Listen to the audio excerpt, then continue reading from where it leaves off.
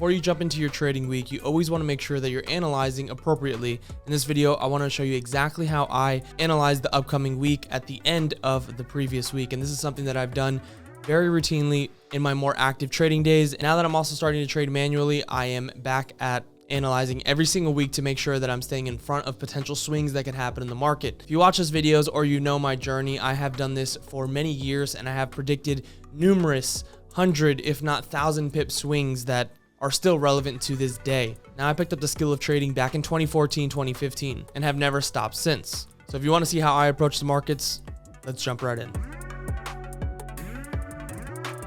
Welcome, if you're new to the channel. My name is Matt Jimenez. I'm an entrepreneur. I've worked with the greatest minds in finance over the last several years, and I'm here to pour into you guys everything that they poured into me. And in this video, let's go ahead and address the upcoming foreign exchange markets. Now, what I have up on my screen is Forex Factory, and typically I like to look at this before I engage with anything in the markets because I want to see what are the upcoming news releases that could potentially influence a currency and cause massive swings in the market. And you want to make sure that you're on the right side of the trade or not in any trade at all. So looking at Monday, the biggest thing that stands out here is the CPI, and CPI is a very important metric when it comes to measuring inflation, and the forecast is 0.1%. Previously, it was negative 0.1%. If you don't know how to read this, you have the actual, the forecasted, and the previous. So the previous is what it was, obviously, prior to the news release.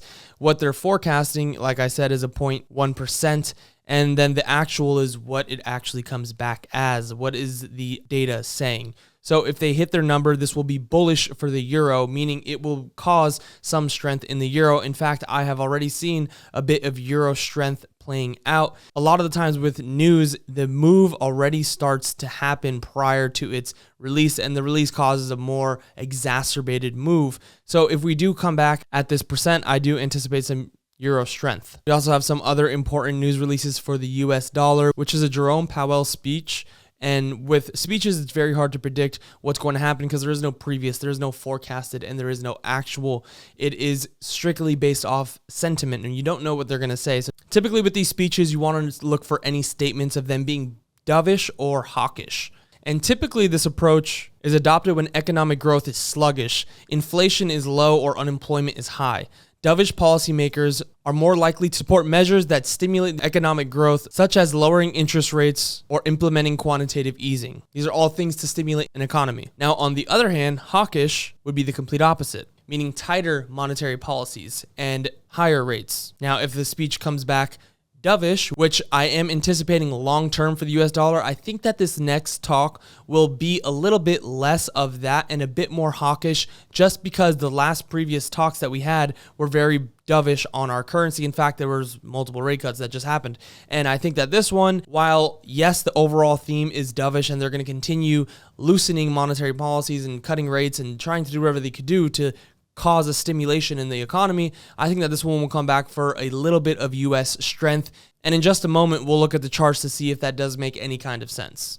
Now on Tuesday for the euro, again, we have some more important news. This is a core CPI. So when it's core, that means they're extracting certain data that go into everyday spending to help measure the everyday expenses of people, overall gauging where inflation is at. So the forecast is 2.7. Now, if this comes back on target, this will be good for the currency, meaning there will be euro strength. Another CPI estimate, this is the same thing, just not the core, so it's including everything, not excluding things. And then we have some big news coming out for the US dollar, which is the PMI. Now, if you don't know what this means, you would just click this little folder and you'll have this drop box down below, and you could look to the far left, it'll say measures, and it'll tell you exactly what this news release is. And this is level of a diffusion index based on surveyed purchasing managers in manufacturing industry. We also have some job news releases, which has definitely caused a bit of volatility in the US dollar.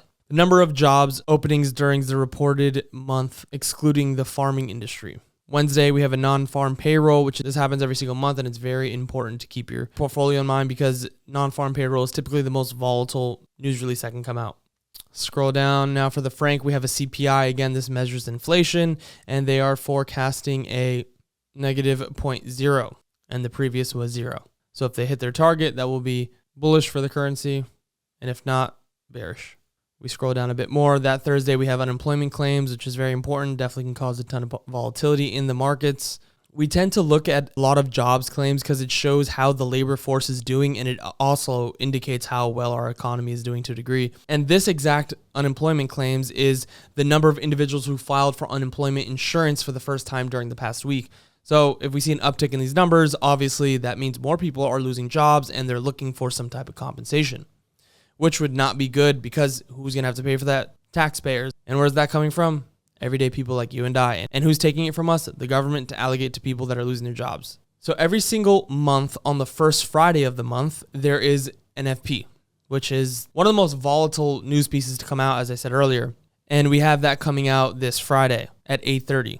And we also have unemployment rate right after that. Now, these are super important. So there's going to be tons of US volatility this week. So if you're in any trades and you don't want to deal with an uptick in volatility, staying out of the US markets, staying out of the US dollar, anything paired with it is probably going to be beneficial for you.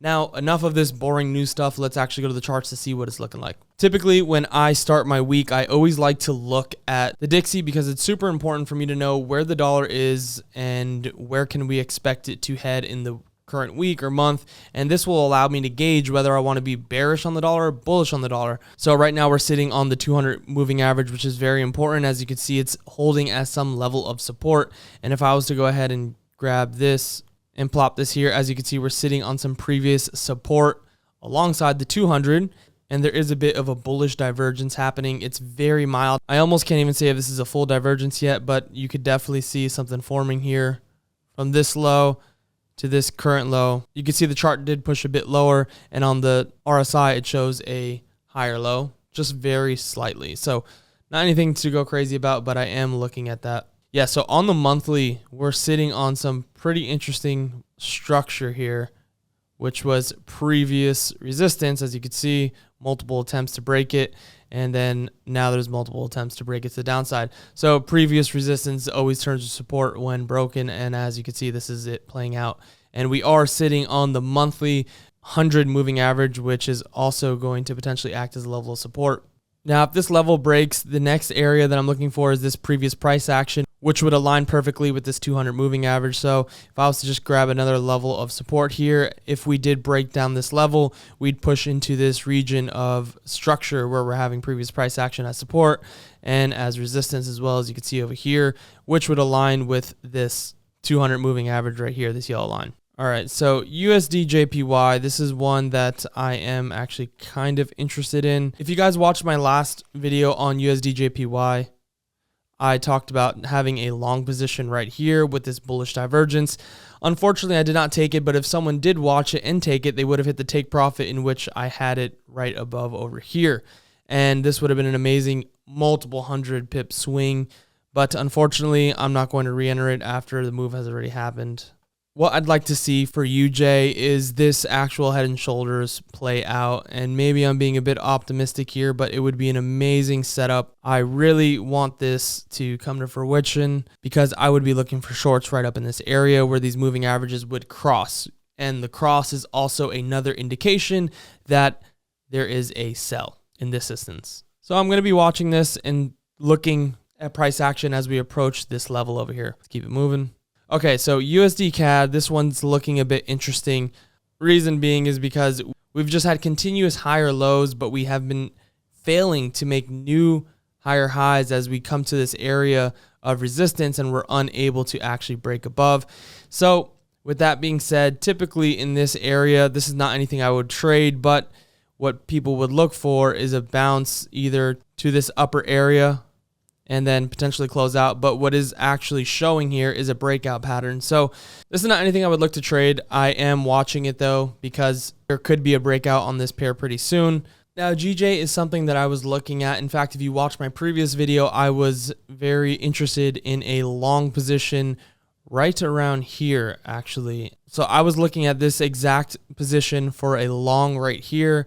Let me go ahead and grab this. When this candle formed on the daily, I was looking to actually take a long position up into these moving average, which I didn't take, unfortunately, and it turned out to be exactly what happened.